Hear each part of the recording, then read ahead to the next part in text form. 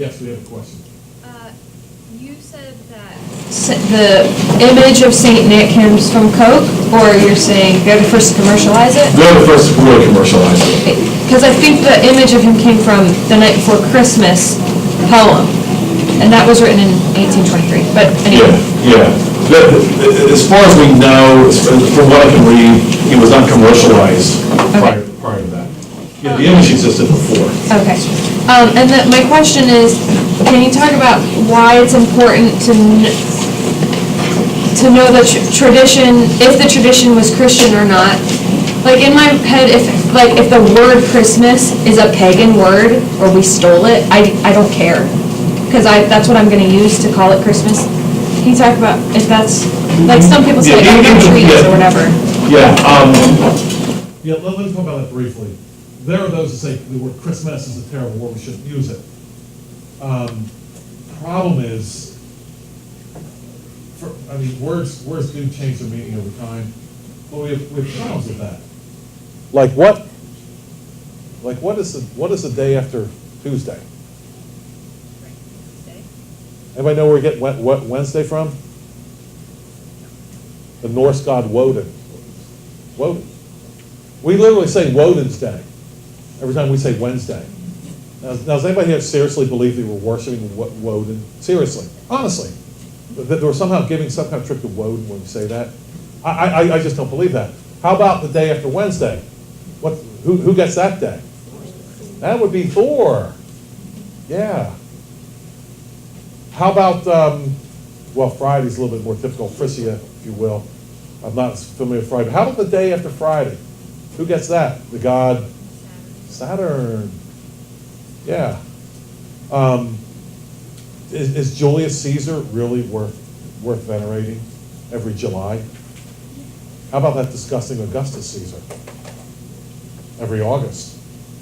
So I think we have, I'd be willing to say that I'm not going to say Christmas if you're willing to say at the same time, we're never going to say Friday, Wednesday, right? I think it's a little bit, you're being a little bit selective when you do that. By the way, the guy who has done a lot of work on the actual term Christmas is Philip Kaiser. And if you go to biblicalblueprints.org, he's got an entire passage on that. And he rejects the idea that it's a Roman Catholic situation. Again, he's not the last word on it. There are other serious business scholars who disagree with him. Yes? Just a commentary on the idea of pagan origins. I had seen somebody write something the other day and it started a whole train of thought. They said there is no such thing as pagan origins. And that's true in the sense that anything that is pagan is a twisting of God, something that God first created. So to say this has pagan origins and so I won't redeem it or use it or I'll just receive from that thing is for us to give things over to pagans and to say, oh, that's their territory, I'm not going to encroach on that. But isn't that the very opposite of what we as Christians are supposed to be doing? Establishing Christ's kingdom? We're not supposed to be retreating from things that pagans have taken. We're supposed to be advancing on them. And so when people say, I won't have anything to do with that, it has pagan origins, they're denying, and I'm not saying they're consciously doing this, but they're denying God's sovereignty over all things and that He created all things to begin with. And pagans have merely twisted it. Yeah, it's true that if there's anything good at all, it has a Christian origin. That's true. That is true. What we run into, and we don't really have time to deal with this at all, maybe sometime we need to do a series of sermons on it, is the idea of worship. That's really what we're running into.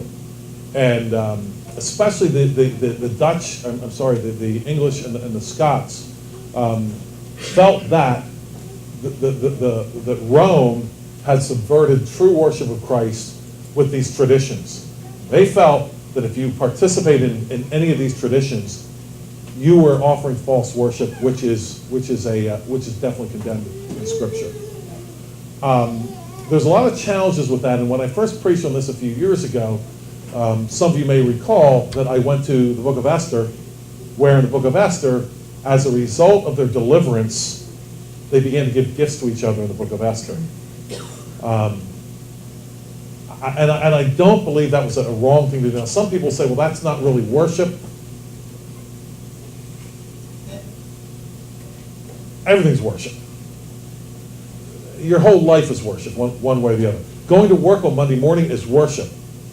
And if you don't believe me on that, I could definitely talk to you about the dear people in Zimbabwe that I saw that don't worship because they don't work. They don't go to work because they don't really believe that Christ is king over all the earth, and they have work they have to do. But work is work. Everything's worship. So I disagree with my friends, the Scots and the English reformers on that point. They say, well, that's not really worship when they gave gifts to each other. Well, I mean, you're commemorating the deliverance from Haman. I think it's hard to say that's not worship. And that was not prescribed by Moses, but they did it, and I believe it was a godly and legitimate thing to do. I absolutely do not want to dismiss my Reformed brethren on that point. They're very serious people. I don't want to be dismissive of them. I just disagree on that point with them. Yes, John. Wenceslas a contemporary with Alfred? He would have been just a short time before. Yes. So this was happening in Europe. Yes. That Christianity was beginning to inform the Regency. Yes, that's right. That's right.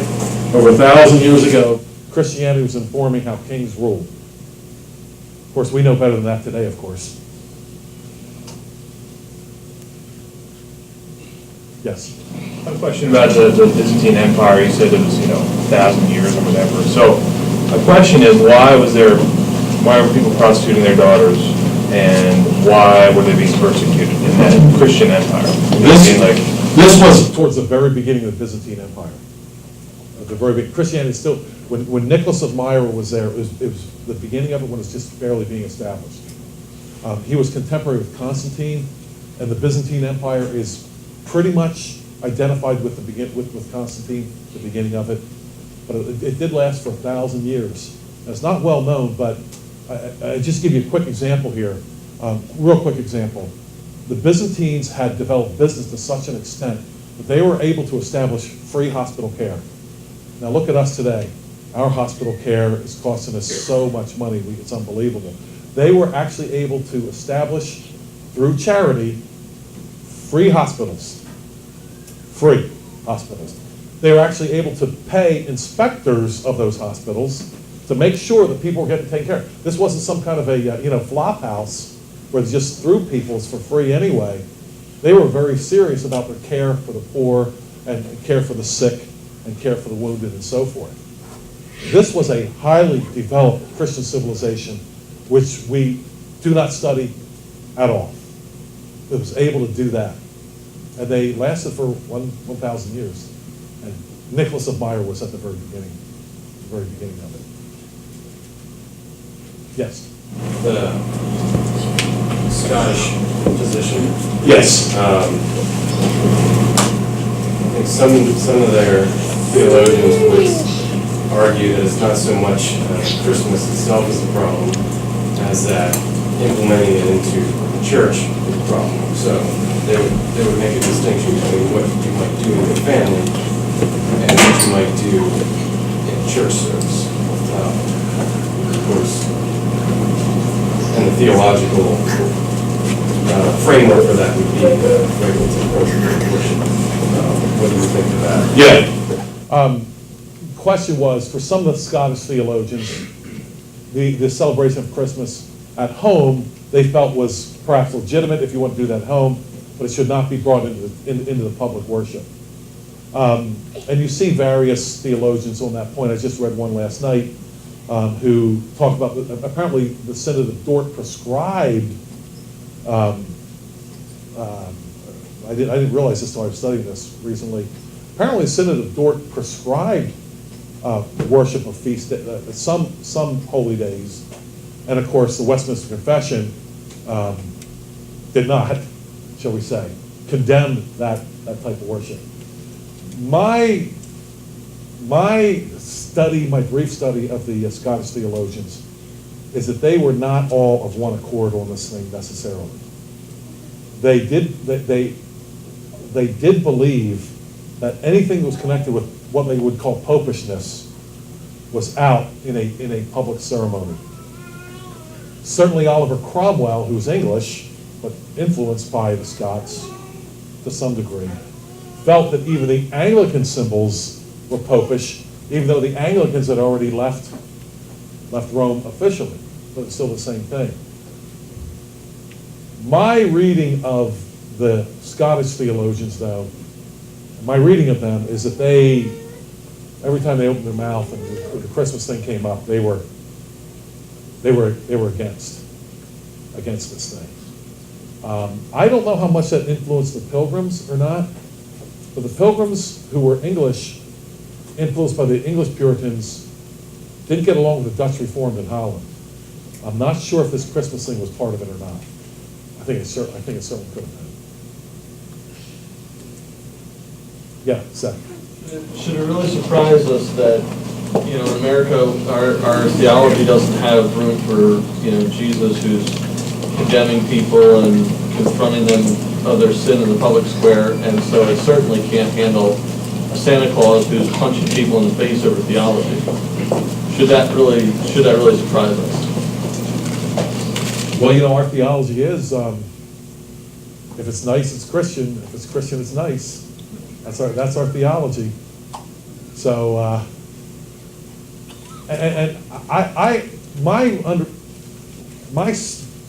my armchair study of these types of things is when there's a tradition that's handed down, these traditions do not come out of nowhere.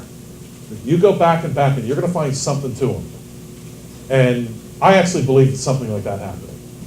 I do. I've noticed, I've never once heard I've heard plenty of sermons on Nehemiah. I've never really heard the part where he gets physical with people. I've never heard that. Hey, I'm not really starting a new doctrine here this morning, but I am saying it's in the Bible. It's in the big book. And we have to interact with it. And Nehemiah was a good man, and he was not going to put up with enemies on the inside. After all the work he had done, he wasn't going to stand by and watch it happen. It's a fair point. Nicholas of Myra punching out Arius. At least slapping him.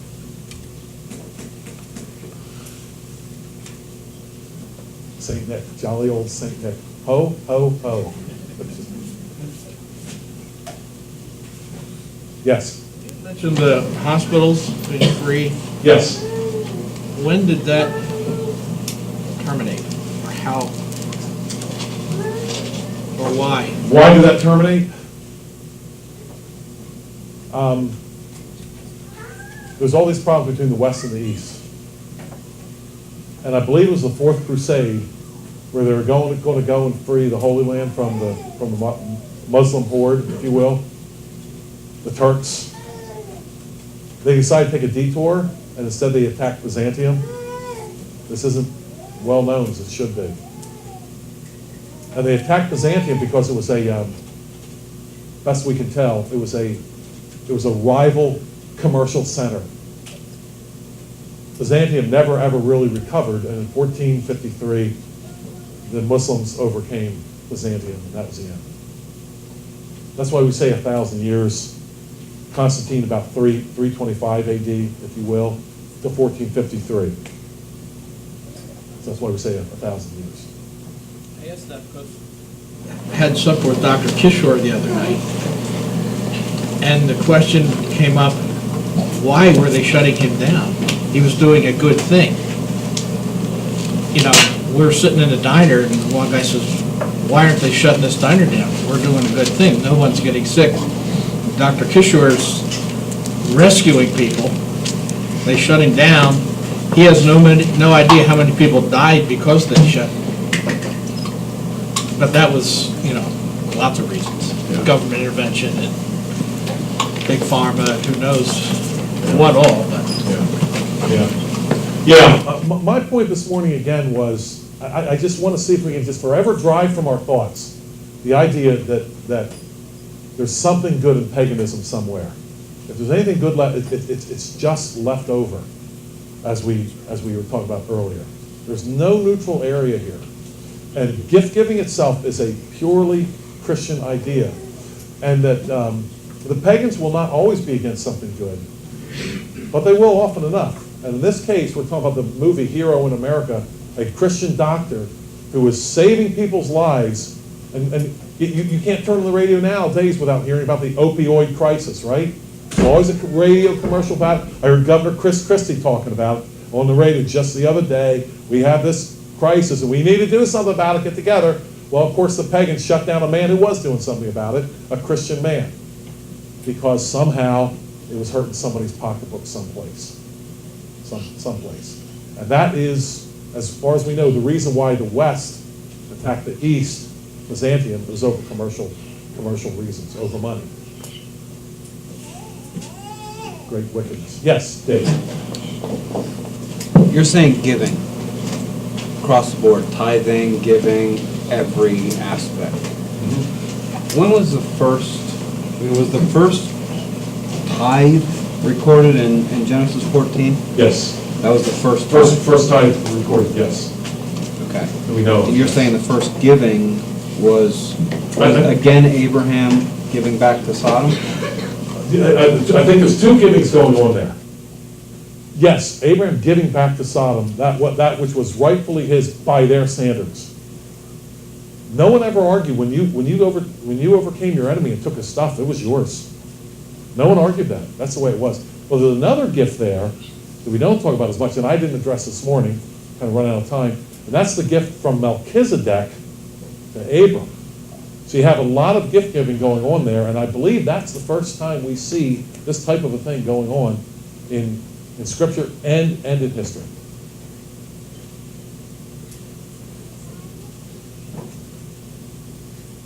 All right, thank you for your kind attention here this morning.